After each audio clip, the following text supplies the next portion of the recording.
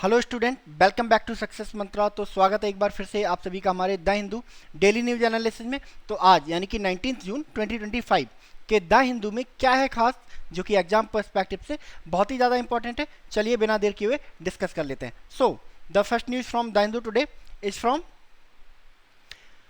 India US relations. तो India US relations जो कुछ समय पहले डिस्कस किया जा रहा था कि अपने ऑल टाइम पीक पर पहुंच चुके हैं, तो ये relation all of the sudden खराब होने लगे हैं और इसी का एक साइड निकल के आया है during G7 summit. India will never accept a mediation PM Modi to Trump. तो एक्चुअली हमारे जो प्राइम मिनिस्टर नरेंद्र मोदी हैं वो अभी हाल ही में कनाडा गए थे फॉर G7, जहां पर यूएस के प्रेसिडेंट डोनाल्ड ट्रंप भी आए थे। तो डोनाल्ड ट्रंप को कुछ रीजंस की वजह से इजराइल ईरान के बीच में जो वॉर चल रही है उसकी वजह से इस समिट को बीच में ही छोड़ के जाना पड़ा, है ना। यानी कि जो एक शॉर्ट मीटिंग होनी थी प्राइम मिनिस्टर नरेंद्र मोदी और डोनाल्ड ट्रंप के बीच में, वो नहीं हो पाई। इसके बाद डोनाल्ड ट्रंप जब यूएसए पहुंचते हैं, यूएसए पहुंच के जब कनेक्ट करते हैं प्राइम मिनिस्टर नरेंद्र मोदी से, तो उनसे रिक्वेस्ट की जाती है कि आप कनाडा तो आए हुए हो, थोड़े टाइम निकाल के आप वॉशिंगटन डीसी आ जाओ, ज़्यादा डिस्टेंस नहीं है, and we will talk some issue there.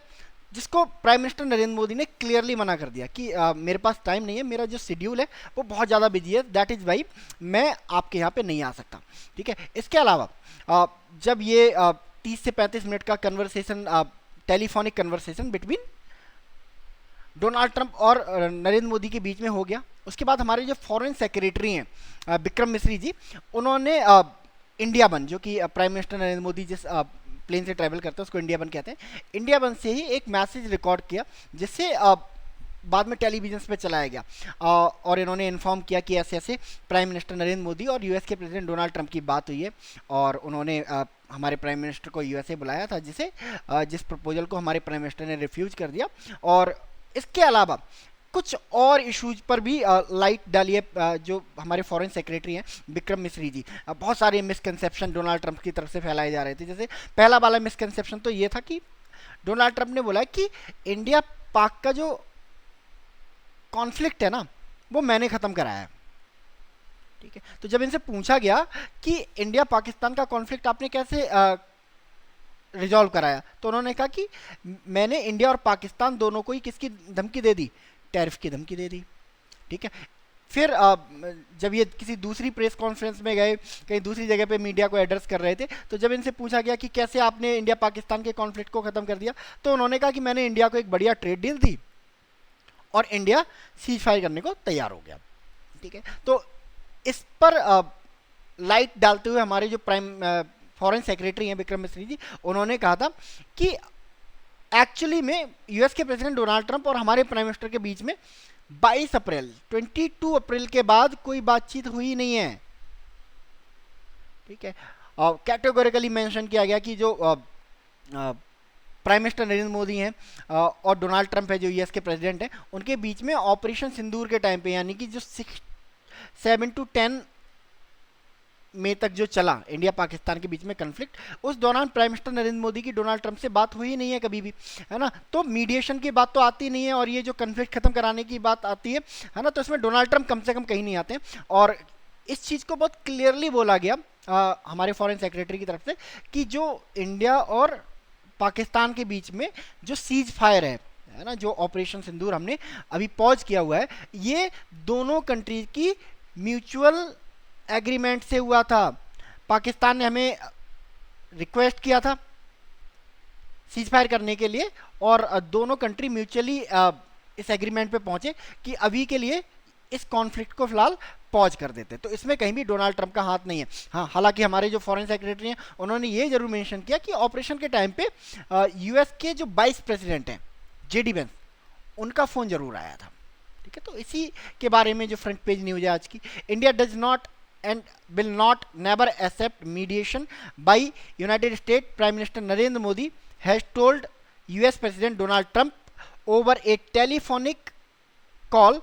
Foreign secretary Vikram मिश्री जी सेड ऑन वेडनेसडे। कैटेगोरिकली जब फोन पे बात हुई कल प्राइम मिनिस्टर नरेंद्र मोदी और यूएस के प्रेसिडेंट डोनाल्ड ट्रंप के बीच में, तो उन्होंने कैटेगोरिकली कह दिया कि इंडिया ने ना तो कभी किसी थर्ड कंट्री की मीडिएशन को एक्सेप्ट किया था, ना इंडिया अभी किसी थर्ड कंट्री के मीडिएशन को एक्सेप्ट कर रहा है, और ना ही इन फ्यूचर इंडिया कभी भी पाकिस्तान के साथ अपने कॉन्फ्लिक्ट को रिजोल्यूट करने के लिए, रिजॉल्व करने के लिए किसी थर्ड कंट्री के सपोर्ट को एक्सेप्ट करेगा, ना किसी थर्ड कंट्री के मीडिएशन को एक्सेप्ट करेगा। ये जो है एक बायलैटरल कॉन्फ्लिक्ट है और इसको बायलैटरली ही रिजॉल्व किया जाएगा। ठीक है, mister Trump's claims over operation Sindoor in clear terms during the 35-minute telephonic call. In a televised statement from Prime Minister Plain India One, Mr. Misri said the call was requested by Trump after a meeting between the two leaders was cancelled as the US president left the G7 summit in Canada a day early. ठीक है, Donald Trump ने call इसलिए किया था क्योंकि जो meeting schedule थी Donald Trump और प्राइम मिनिस्टर मोदी के बीच में वो हो नहीं पाई, क्योंकि डोनाल्ड ट्रंप को ईरान इजराइल कॉन्फ्लिक्ट की वजह से जो G7 समिट है उसको बीच में ही छोड़ के आना पड़ा। ठीक है, mister Modi firmly stated that India does not and will never accept mediation, there is a complete political consensus in India on this matter, Mr. Misri said, in indicating the criticism for opposition party over Mr. Trump allegation. The US President a few hours later said, I stop a war between Pakistan and India. Donald Trump है ना, दिन में अगर 10 बातें बोलते हैं तो 10 में से 9 बातें इनकी झूठी होती हैं, है ना। इसके बाद ये फिर मीडिया के सामने गए और इन्होंने अगेन वही रेटोरिक दोहराया कि मैंने इंडिया और पाकिस्तान की वॉर को, है ना, स्टॉप कराया है या रिजॉल्व कराया है या मीडिएट किया है। दैट इज वाई सबसे ताकतवर कंट्री, सबसे पावरफुल कंट्री, एक सुपर पावर कंट्री का प्रेसिडेंट होने के बाद भी दुनिया में इन्हें कोई भी सीरियस नहीं लेता है, बहुत नॉन सीरियस पर्सन है क्योंकि झूठ बहुत ज़्यादा बोलते हैं। ठीक है, तो इसके बाद हो सकता है मे बी यूएसए में सीनेट की तरफ से या अदर पॉलिटिकल पार्टीज की तरफ से डोनाल्ड ट्रंप पे एक प्रेशर बिल्डअप हो जी। ये जो प्राइम मिनिस्टर नरेंद्र मोदी ने जो इनविटेशन है वो ठुकराया है यूएस आने का, है ना, उसके बाद शायद अपोजिशन पार्टी या वहीं की जो रूलिंग पार्टी है रिपब्लिकन, वो डोनाल्ड ट्रंप से सवाल पूछे कि ये जो इंडिया यूएस रिलेशन है by the time George Bush के टाइम से जो बिल्डअप होते हुए आए हैं, है ना, आपने इनको कहीं डेंट तो नहीं कर दिया बहुत ज़्यादा, है ना, कि जिस रिलेशंस को बुश ने, ओबामा ने, क्लिंटन ने और जो बाइडन ने ना स्ट्रेंथन किया, उन रिलेशंस को कहीं आपने डेंट तो नहीं कर दिया। तो ये एक क्वेश्चन रेज होने वाला है क्योंकि ये एक बहुत ही बड़ा कंसर्न है कि एक कंट्री जिसे आप अपना फ्यूचर का अलाई कहते हो और वो आपसे कुछ ही घंटों की दूरी पर है, बट आप उसको इनवाइट करते हैं लेकिन वो आने से मना कर देता है। तो यूएस को, डोनाल्ड ट्रंप को अपनी इस फॉरेन पॉलिसी के बारे में सोचना चाहिए। और ये फॉरेन पॉलिसी केवल डोनाल्ड ट्रंप की नहीं है, यूएसए की भी रही है। ठीक है, वो अपनी कन्वीनियंस के हिसाब से कंट्रीज को फ्रेंड बनाते हैं और अपनी कन्वीनियंस के हिसाब से कंट्रीज को दुश्मन बना देते हैं, है ना। जैसे अभी पाकिस्तान से बहुत ज़्यादा अच्छे रिलेशंस मेंटेन करने की कोशिश कर रहा है यूएसए, बिकॉज ईरान में, अफगानिस्तान में पाकिस्तान की ज़रूरत फील हो रही है यूएसए को, है ना। बट जैसे ही ये ज़रूरत फुलफिल हो जाएगी, ये नहीं फुलफिल हो जाएगी, वैसे ही क्या कर देगा यूएसए, पाकिस्तान को फिर से टेरर नेशन बोलने लगेगा, फिर से इनकी फंडिंग रोक दी जाएगी। ये वही डोनाल्ड ट्रंप हैं जिन्होंने अपने लास्ट टेन्योर में, है ना, पाकिस्तान की फंडिंग को कम्प्लीटली रोक दिया, और ये वही डोनाल्ड ट्रंप है जो आज के टाइम पे पाकिस्तान के लिए जगह जगह से फंड की व्यवस्था करा रहे हैं। ठीक है, तो जियो पॉलिटिक्स में, है ना, हेनरी किसिंजर का एक बहुत बेहतरीन कोट है कि there is no permanent enemy and friend, है ना, इन जियो पॉलिटिक्स, है ना, the interest are supreme, interest ही सुप्रीम होते हैं, मतलब है दोस्ती, अदरवाइज नहीं है। ठीक है, चलिए नेक्स्ट न्यूज की तरफ मूव करते हैं। Khamenei says Iran will not surrender. ठीक है, डोनाल्ड ट्रंप का स्टेटमेंट आया और उन्होंने बोला कि ईरान को हम एक ही शर्त पे छोड़ सकते हैं, जब ईरान इजराइल और यूएसए के सामने अनकंडीशनल सरेंडर कर दे।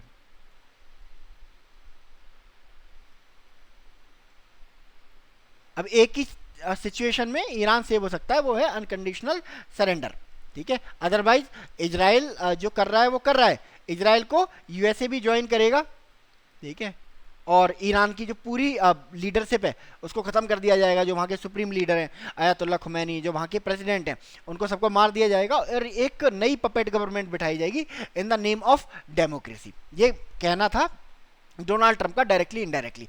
ठीक है, तो इस अनकंडीशनल सरेंडर को रिफ्यूज कर दिया ईरान ने, और किसी प्राइम मिनिस्टर ने, किसी प्रेसिडेंट ने या किसी फॉरेन मिनिस्टर ने नहीं, ये बात वहाँ के सुप्रीम लीडर, यानी कि सुप्रीम लीडर कौन होते हैं, जो कॉन्स्टिट्यूशन से भी ऊपर होते हैं। यानी कि अगर पार्लियामेंट ने कोई लॉ पास किया, प्रेसिडेंट ने उसको एक्ट बनाया, है ना, और अगर वहाँ के सुप्रीम लीडर उस बिल को नल एंड वॉइड करना चाहते हैं, है ना, तो इजीली अपने एक साइन से उसको नल एंड वॉइड कर सकते हैं। तो इतना पावरफुल होता है ये सुप्रीम लीडर। इनके पास खुद की आर्मी होती है, जिसे आईआरजी बोला जाता है, ईरानियन रिवॉल्यूशनरी गार्ड, और इनका नाम है अयतुल्ला अली खुमैनी। ठीक है, तो इन्होंने डायरेक्टली बोल दिया है कि ईरान कभी भी सरेंडर नहीं करेगा। ठीक है, ईरान के ऊपर अगर अटैक किया जाता है तो ईरान उसी लैंग्वेज में जवाब देगा, उसी इंटेंसिटी के साथ जवाब देगा जिस इंटेंसिटी में उस पर अटैक किया गया। तो जो डोनाल्ड ट्रंप है ना, एक सुपर पावर कंट्री के प्रेसिडेंट, सीधे सीधे किसी कंट्री को सरेंडर करवाने की धमकी देते हैं, उनकी धमकी को भी सीरियसली नहीं ले रहा है ना। दैट इज भाई बोला जाता है कि डोनाल्ड ट्रंप को कोई सीरियस नहीं लेता, बिकॉज ये बहुत सारी बातें झूठ बोल देते हैं, है ना। और यही होता है, जब आप किसी पोजीशन पे होते हो तो आपके वर्ड्स बहुत ज़्यादा मैटर करते हैं, है ना, आप बहुत केयरफुली बोलना आपको पड़ता है ना। बट डोनाल्ड ट्रंप पॉपुलरिटी के चक्कर में, फेम के चक्कर में, है ना, इतना ज़्यादा कुछ बोल जाते हैं कि लोगों ने सीरियस लेना ही छोड़ दिया। अब वर्ल्ड लीडर जो अमेरिका का अगर कोई प्रेसिडेंट उन्हें कुछ कह देता था तो जवाब देने से डरते थे, है ना। तो अब ये जो लीडर हैं डिफरेंट डिफरेंट कंट्री के, ये भी जवाब देने लगे हैं। अभी कुछ समय पहले क्या होने लगा था, फ्रांस के प्रेसिडेंट के साथ एक ट्विटर वॉर शुरू हो गई डोनाल्ड ट्रंप की, और फ्रांस के प्रेसिडेंट ने लिटरली ट्रोल करके रख दिया डोनाल्ड ट्रंप को। ठीक है, तो सेम वैसा ही जवाब आया ईरान की तरफ से।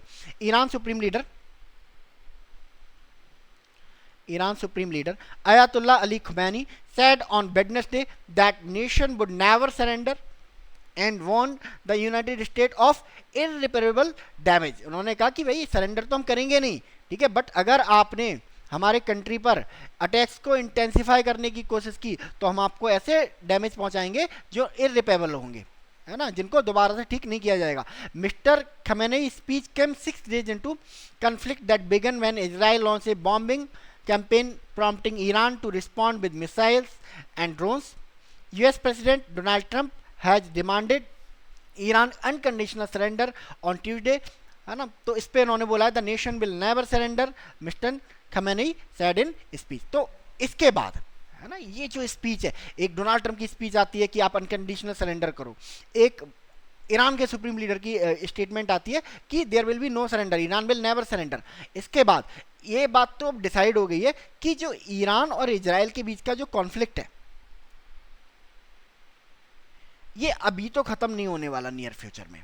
ठीक है, और ये एक लॉन्ग गोइंग वॉर है जिसका रिजल्ट कुछ भी हो सकता है। ठीक है, मतलब मिडिल ईस्ट में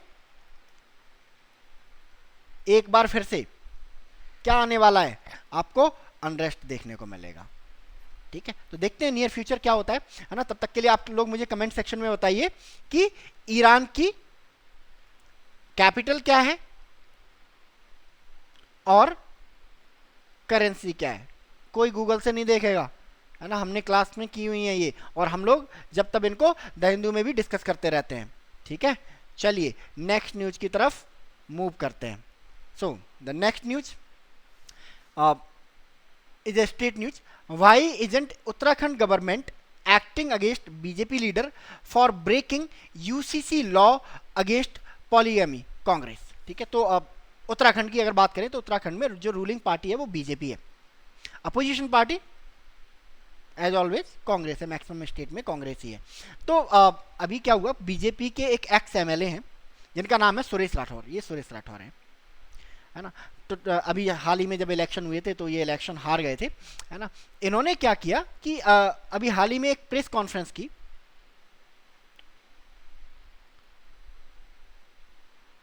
जहां इन्होंने अपनी एक पार्टनर के साथ अपनी वेडिंग को अनाउंस किया कि भाई हमारी तो शादी हो चुकी है।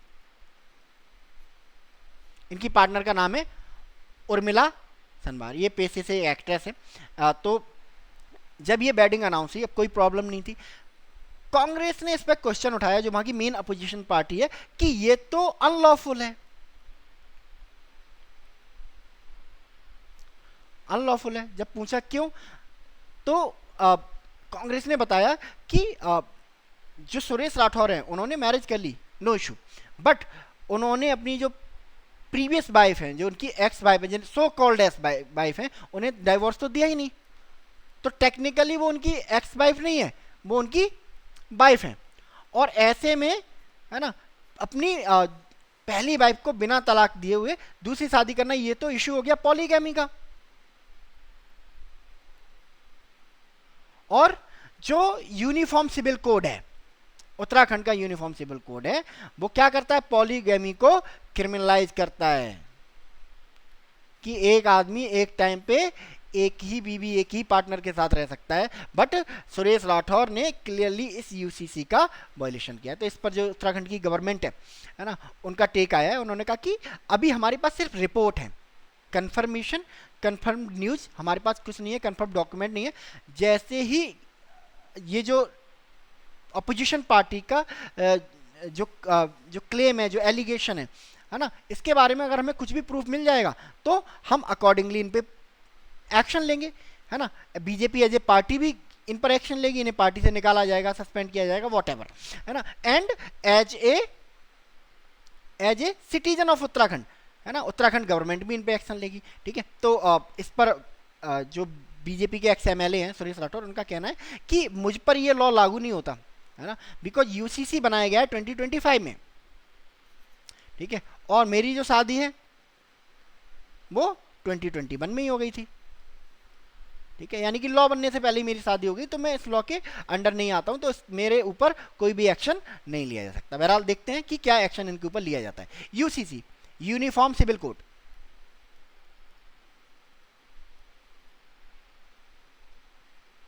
क्या है uniform civil code? Simple language में सबके लिए एक जैसा कानून, ठीक है। जैसे सबके लिए एक जैसा क्रिमिनल लॉ होता है, वैसे ही सबके लिए एक जैसा सिविल लॉ भी होना चाहिए।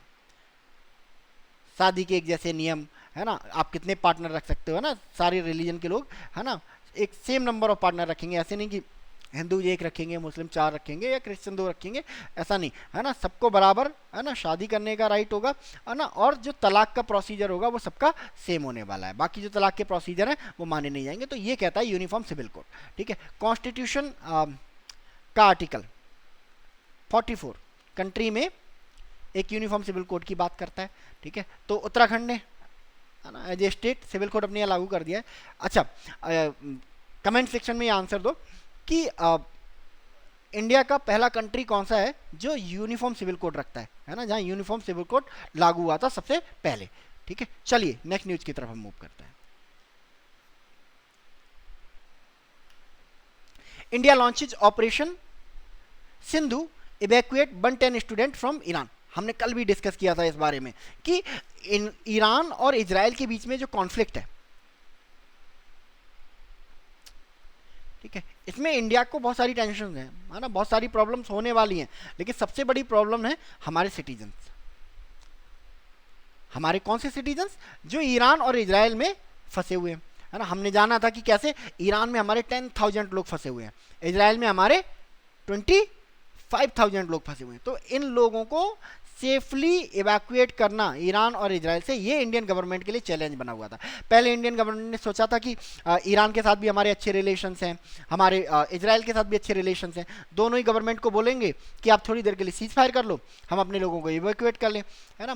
बट इंडिया को पॉसिबल नहीं लगा कि ये दोनों कंट्री सीज फायर करने पर राजी होंगे। तो इन्होंने तरह तरह के तरीके अपनाने शुरू करे। जैसे ईरान में रह रहे लोगों को बोला कि आप लोकल ट्रांसपोर्टेशन से आर्मेनिया की तरफ चले जाओ।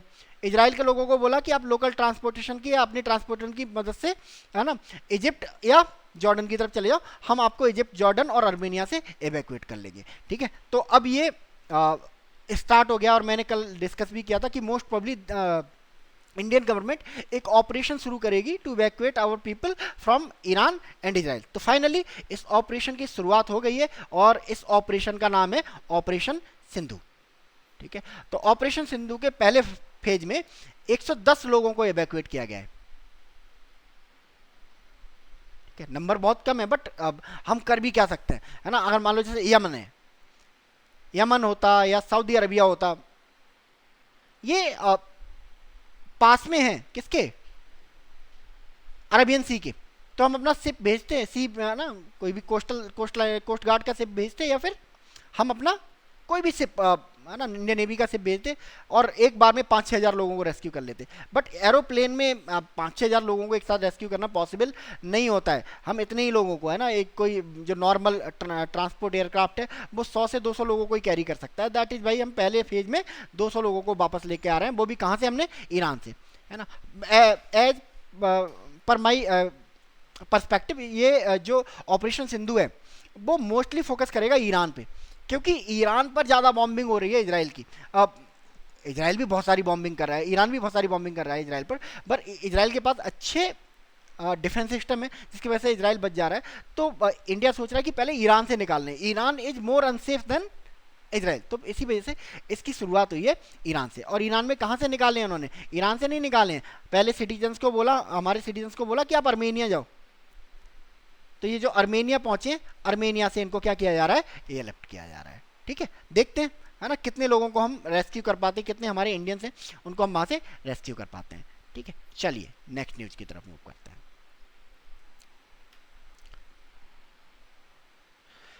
India Croatia to firm up bilateral trade ties. तो प्राइम मिनिस्टर नरेंद्र मोदी, हमारे प्राइम मिनिस्टर नरेंद्र मोदी अभी 3 देशों के टूर पे थे, 3 नेशन टूर पे थे। पहले साइप्रस गए, बहुत इंपॉर्टेंट विजिट थी। इसके बाद हमारे प्राइम मिनिस्टर कनाडा जाते हैं टू अटेंड G7। अपनी इस विजिट के लास्ट स्टेज में prime minister Narendra Modi Croatia जाते हैं। ठीक है, ये क्रोएशिया के प्राइम मिनिस्टर हैं जिनसे मिल रहे हैं, गिफ्ट का एक्सचेंज हो रहा है, दोनों कंट्री एक दूसरे के लिए, है ना, दोनों कंट्री के जो हेड ऑफ द स्टेट है एक दूसरे को, है ना, गिफ्ट दे रहे हैं और गिफ्ट का एक्सचेंज हो रहा है दोनों के बीच में। क्या नाम है इनका, जो क्रोएशिया के प्राइम मिनिस्टर हैं, एंड्रेज प्लैंकोविक। ठीक है, तो विजिट किया है और बहुत सारे इश्यूज पर बात हुई है। अभी इंडिया का मेन फोकस, जब कभी भी इंडिया किसी कंट्री में विजिट करता है और किसी के साथ कॉपरेशन बनाने की इच्छा रखता है, तो उसके 2 मेजर ट्रेड ब्रांचेज हैं। पहला तो इंडिया फोकस करता है कि भाई हमारे साथ डिफेंस की फील्ड में कॉपरेट करो, अगर इक्विपमेंट बनाते हो तो हम परचेज कर लेंगे, अगर हम बनाते हैं नहीं बनाते हो तो हमसे खरीद परचेज कर लो।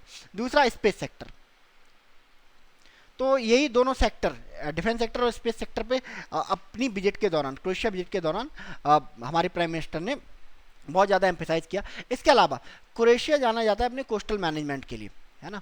तो हमारी जो इंडियन गवर्नमेंट है उन्होंने क्रोएशिया को इनवाइट किया, क्रोएशियन कंपनी को इनवाइट किया टू कम टू इंडिया, है ना, फॉर कोस्टल मैनेजमेंट, कि आप कोस्टल मैनेजमेंट हमारे यहाँ चल रहा है, बहुत सारे प्रोजेक्ट चल रहे हैं, सागरमाला, भारतमाला प्रोजेक्ट चल रहे हैं, तो आप आइए यहाँ पे इन्वेस्ट कीजिए, यहाँ पे पार्टिसिपेट कीजिए। तो हमारे यहाँ पे बहुत सारी अपॉर्चुनिटीज हैं। इसके अलावा शिप बिल्डिंग के फील्ड में भी क्रोएशिया बहुत अच्छा कर रहा है ना। तो हमारी इंडियन गवर्नमेंट की तरफ से ऑफर दिया गया है कि आप आइए, है ना, हम साथ मिलकर कुछ बनाते हैं, कुछ शिप बिल्डिंग के फील्ड में अच्छा करने की कोशिश करते हैं। तो अभी के लिए, है ना, लिमिटेड है क्रोएशिया के साथ रिलेशन, बट आई थिंक आने वाले समय में क्रोएशिया एक इम्पॉर्टेंट पार्टनर बन के उभरेगा इंडिया के लिए, because of the iMac. IMac के बारे में आपने सुना होगा, दिस इज आईमैक, है ना। आईमैक इंडिया मिडिल ईस्ट,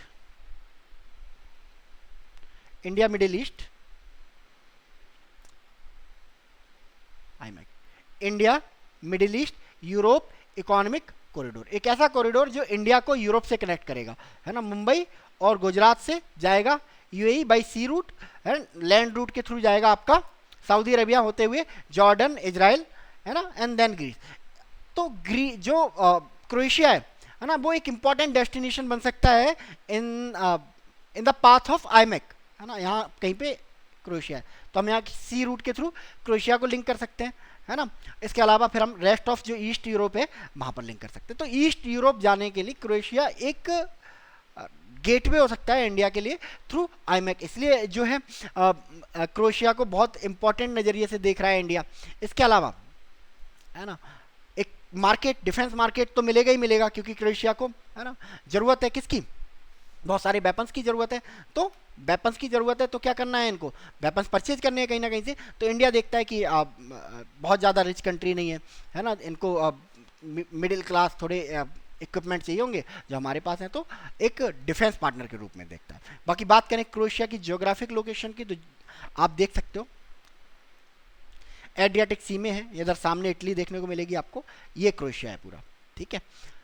ऊपर आपको स्लोवानिया देखने को मिलेगा, ठीक है, फिर बोस्निया देखने को मिलेगा, हंगरी देखने को मिलेगा, सर्बिया देखने को मिलेगा, ठीक है। ये आपका क्रोएशिया रहा। इसकी जो कैपिटल है वो जैग्रेब है, और ऑफिशियल लैंग्वेज यहाँ पे क्रोएशियन बोली जाती है। पॉपुलेशन 38.6 लाख है। प्रेसिडेंट जोरान मिलांकोविक है, और प्राइम मिनिस्टर एंड्रेज प्लैंकोविक, जिनकी पिक्चर भी हमने देखी थी, ठीक है।